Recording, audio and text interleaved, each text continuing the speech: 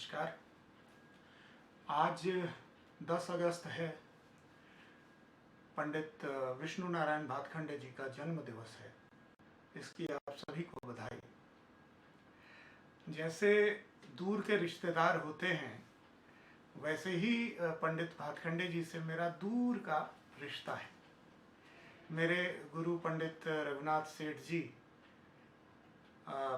पंडित श्री कृष्ण रतनजंकर जी के शिष्य थे और श्री कृष्ण रतनजंकर जी के गुरु पंडित विष्णु नारायण भातखंडे जी थे।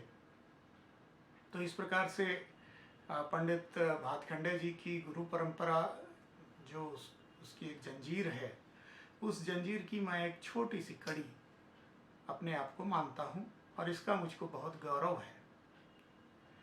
कुछ ही दिनों के बाद यानी 18 अगस्त को एक अन्य गुरु परंपरा से मेरे परदादा गुरु पंडित विष्णु दिगंबर पलुस्कर जी की भी जन्मतिथि है। मैं आपको उसकी भी अग्रिम बधाई देना चाहता हूँ। उनके साथ मेरा संबंध इस प्रकार से है कि पंडित पलुस्कर जी की शिष्य परंपरा में पंडित ओंकारनाथ ठाकुर जी थे और उनके शिष्य मेरे गुरु प्रथम गुरु आचार्य जगदीश जी थे। तो उस परंपरा से भी पंडित पलुस्कर से मेरा संबंध जुड़ा हुआ है। उनकी भी मधुर स्मृतियों को मैं प्रणाम करता हूँ। दरअसल यह जो कार्य है संगीत का, इस कार्य को अगर हम इन शब्दों में कहें कि इन दोनों कलाकारों ने, महान कलाकारों ने अपना जो अद्वितीय योगदान दिया है, इसके लिए सारी संगीत परंपरा इनकी ऋणी है। श्रीमद् भगवद गीता में भगवान की बहुत ही प्रसिद्ध प्रतिज्ञा है, हम सभी जानते हैं, यदा यदा यदा यदा ही धर्मस्य, यानी जब जब धर्म की हानि होगी मैं धर्म की पुनर्स्थापना के लिए आऊँगा। धर्म की हानि सिर्फ राक्षसों से नहीं होती, जिनसे या कंस जैसे राजाओं से नहीं होती, बल्कि जो आक्रमणकारी होते हैं, विदेशी आक्रांता होते हैं और बहुत सारे लोग जो सिर्फ स्वार्थवश कुछ कार्य करते हैं, अनिष्ट कार्य करते हैं, उन सब से भी धर्म की हानि होती है। 17वीं और 18वीं शताब्दी के समय में संगीत के क्षेत्र में कुछ ऐसी ही स्थिति बन गई थी। भारत का जो पारंपरिक संगीत था वो घरानों की जकड़न और उसके कोठों तक पहुंच जाने के कारण अपने मूल स्वरूप से दूर हो रहा था। जो लोग सिर्फ आनंद के लिए संगीत सीखना चाहते थे, जिनको बाद में प्रोफेशनल आर्टिस्ट नहीं बनना था, उनके लिए घराने वालों ने दरवाजे बंद रखे थे। वो नॉन सीरियस किसी स्टूडेंट को तो सिखाना ही नहीं चाहते थे जो स्वांतः सुखाए सीखना चाहता है, और जो दूसरा दरवाजा था कोठों का, वहाँ कोई भी संभ्रांत नागरिक अपने बच्चों को भेजना नहीं चाहता था। भले घर के बच्चों को संगीत सिखाना उस समय में बहुत कठिन कार्य बन गया था। बंदिशों में भी इसका हम लोगों को दर्शन होता है कि जहाँ बादशाह और नवाब की चापलूसी या अश्लीलता बहुत हावी हो गई थी। बंदिशों के सब्जेक्ट ऐसे होते थे कि सास ननद के झगड़े, सैया सौतन के संबंध, अश्लील अंग वर्णन, पिया की जासूसी या बादशाह की चापलूसी। अब इन जैसे विषयों को क्या आप सोच सकते हैं कि कोई बाप अपनी 8-10 साल की अबोध बच्ची को गाने देगा? कभी नहीं। और उस समय लोग यह तो लगभग भूल ही गए थे कि ईश्वर भक्ति या यज्ञों के सशक्त साधन के रूप में संगीत का प्रयोग होता रहा है। घराने वाले उस्तादों का जो पूरा ध्यान था वो इस बात पे था कि बादशाह या नवाब या राजाओं से इनाम कैसे पाया जाए, इनाम व इकराम कैसे पाया जाए, या वेतन उनका सुरक्षित रहे अगर वो दरबारी गायक या वादक थे। उनको उसी हिसाब से वे संगीत में उनके राजाओं के खुश करने के लिए उसी तरह की बंदिशों की रचना भी करते रहते थे। उनका मन उसी में लगा रहता था। शास्त्रों से उनका वैसे ही कोई बहुत ज़्यादा विशेष लगाव नहीं था, और ऊपर से जो शासक वर्ग था ज़्यादातर विधर्मी था, सनातन धर्म को मानने वाला नहीं था। तो निश्चित रूप से जो सामवेद के मंत्र हों या वाल्मीकि रामायण के गायन या नाट्य शास्त्र जैसे ग्रंथों के अध्ययन, इन सब की प्रस्तुति से वो शासक वर्ग कभी भी खुश नहीं होता था। यानी दूसरे शब्दों में शास्त्रीय संगीत के प्रदर्शनकारी जो आयाम है उसकी और शास्त्र आयाम, इन दोनों की ही यानी शब्द सह इनकी धर्म की हानि हो रही थी। यहाँ मैं यह बताना चाहता हूँ कि शास्त्रीय और उपशास्त्रीय संगीत को बचाने के लिए इनमें से कई उस्तादों ने और कई बाईजियों ने अतुलनीय योगदान भी दिया।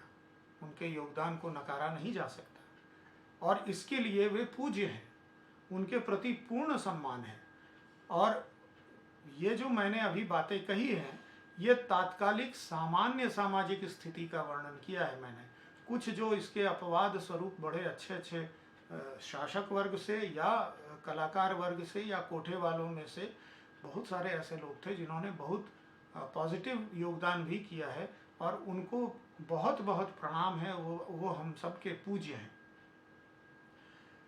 लेकिन कठिन समय तो था, और ऐसे कठिन समय में संगीत के तारणहार के रूप में संगीत रूपी धर्म की पुनर्संस्थापना के लिए ही शायद एक नहीं, इन दोनों विष्णुद्वय का प्रादुर्भाव हुआ।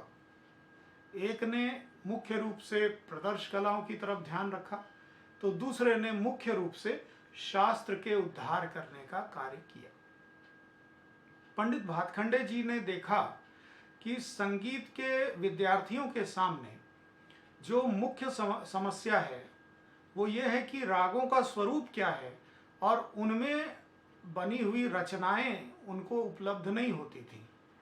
इस विषय में ज्ञान देना तो दूर, उस्ताद लोग बातचीत करने तक पर राजी नहीं होते थे।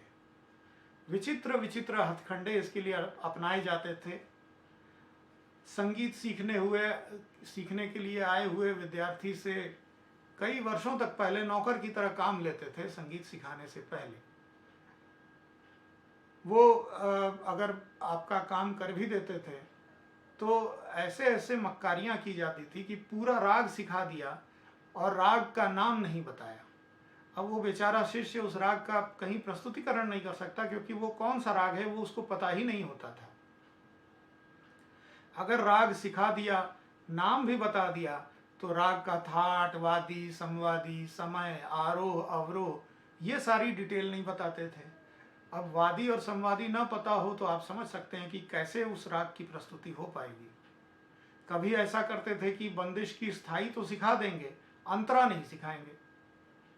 तो ये सारे जो दिक्कतें थी वो संगीत के विद्यार्थियों के लिए ये उस्ताद लोग पैदा करते थे। ऐसा क्यों करते थे? क्योंकि उनका पूरा ये ध्यान लगा रहता था कि उनके खानदान के लोग ही संगीत सीखें और बाद में जाकर बादशाह की नौकरी में लग जाएं, जिसको उन्होंने बाद में घराने का भी नाम दिया। लेकिन ये बड़ा ही संकुचित उनकी दृष्टि थी इस विषय में, और इसके अनेक उदाहरण हैं हमारे संगीत शास्त्र में। तो ऐसी कहानियाँ और इस तरह की बातें बहुत सारी हैं, और हम लोगों ने ऐसे अपने कानों से भी उस्तादों से और पंडितों से ये बातें सुनी हैं। तो इस कष्ट का निवारण करने के लिए पंडित विष्णु नारायण भातखंडे जी ने बहुत सारी पुस्तकों की रचना की, और इन सभी पुस्तकों में से क्रमिक पुस्तक मालिका, इसके लिए तो उस समय की पीढ़ी से लेकर आने वाली कई पीढ़ियों तक संगीत सीखने वाले उनके ऋणी रहेंगे। हम सदा उनको याद करते रहेंगे इस पुस्तक मालिका के लिए, जिसमें अनेक बंदिशें हैं। उन्होंने रागों का स्वरूप बताया है, और उसको पढ़कर कोई भी सामान्य विद्यार्थी कम से कम एक सामान्य ज्ञान तो उस राग के बारे में पा ही सकता है। शास्त्रों के उद्धार व स्पष्टीकरण के लिए भी उनके द्वारा आयोजित सेमिनार, चर्चाओं, भाषणों इत्यादि तथा मैरिज कॉलेज जैसे संस्थानों और स्वर लिपि पद्धति तथा शास्त्र संबंधी पुस्तकों के द्वारा ज्ञान का पुनर्संकलन हुआ, पुनर्संधारण हुआ। इसके फलस्वरूप घरानों से बाहर भी संगीत का प्रचार प्रसार हो पाया। पंडित विष्णु दिगंबर पलुस्कर जी का अधिक ध्यान इस तरफ था कि अच्छे परिवारों के बच्चे उनको संगीत सीखने का सुअवसर मिले। जैसा कि मैंने पहले बताया कि संगीत सीखने के लिए अगर अच्छे परिवार के बच्चे आना चाहते थे तो उनके लिए वातावरण नहीं था। उस प्रकार का वातावरण, सही वातावरण देने के लिए पंडित विष्णु दिगंबर पलुस्कर जी ने लाहौर में प्रथम गंधर्व महाविद्यालय की स्थापना की।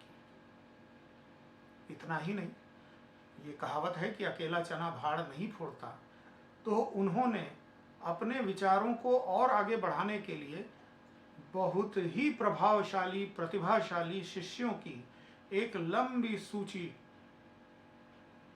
तैयार की। एक लंबा क्रम रहा शिष्यों को तैयार करने का, और उनके इस प्रकार के प्रतिभाशाली शिष्यों में पंडित ओंकारनाथ ठाकुर जी, पंडित डी.वी. पलुस्कर जी तथा पंडित विनायक राव पटवर्धन जी जैसे बहुत सारे युग परिवर्तक दिग्गज कलाकार थे। बाद में इन सभी कलाकारों ने, उनके शिष्य मंडल के कलाकारों ने बहुत सारी पुस्तकें लिखी, बंदिशें बनाई और बहुत सारी भ्रांतियों को दूर करने का काम किया। पंडित विष्णु दिगंबर पलुस्कर के योगदान की चर्चा करते हुए अगर उस योगदान करना हो तो सिर्फ एक बात से समझा जा सकता है कि प्रसिद्ध हिंदी पत्रिका इंडिया टुडे मैगजीन में कुछ वर्षों पहले एक विशेषांक था जिसमें 100 ऐसे भारतीयों का वर्णन था जिन्होंने भारत की दिशा, दशा और युग परिवर्तन में योगदान दिया। उसमें से एक नाम पंडित विष्णु दिगंबर पलुस्कर का था। हम सभी संगीत के सीखने वाले, संगीत को पसंद करने वाले, भारतीय शास्त्रीय संगीत के उद्धारक इन दोनों साक्षात विष्णु अवतारों को शत शत नमन करते हैं और आज पंडित भातखंडे जी के जन्म दिवस पर उनको बहुत बहुत प्रणाम करते हैं। धन्यवाद।